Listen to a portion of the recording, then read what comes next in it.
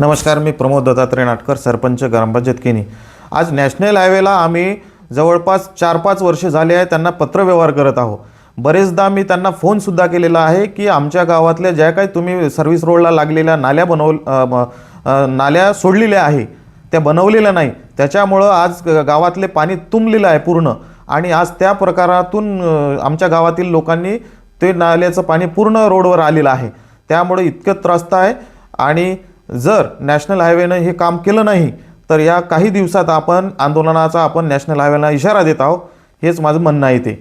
हो, आज 5-6 वर्ष झाल्यामुळे नॅशनल हायवेने काम नाली केलेली नसल्यामुळे गावातील त्रस्त लोकांनी पूर्ण रोडवर चिखलफेक केलेला आहे। जर नॅशनल हायवेने काही दिवसात जर हे काम केलं नाही तर उग्रपणे आपण इथं आंदोलन करण्याच्या परिस्थितीत आहोत।